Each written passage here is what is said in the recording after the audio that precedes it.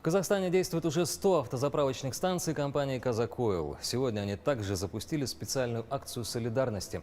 Руководители обслуживали клиентов и помогали рядовым сотрудникам. Что из этого получилось, смотрите в сюжете.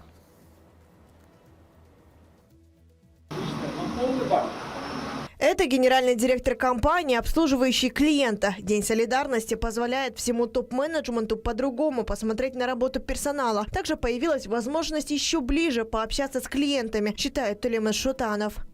Самое главное – наладить эффективные коммуникации с нашими клиентами. В первую очередь услышать их мнение и предложения по улучшению наших бизнес-процессов.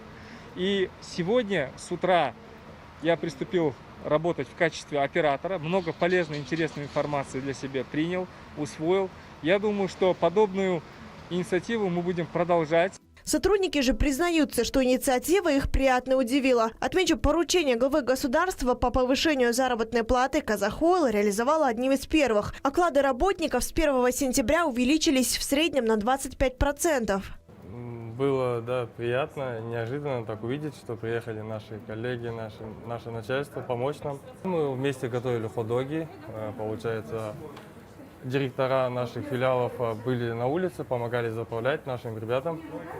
Мы здесь вот с девушками, получается, выставляли магазин. Но это сплочает коллектив, как бы показывает, что начальству не все равно на нас.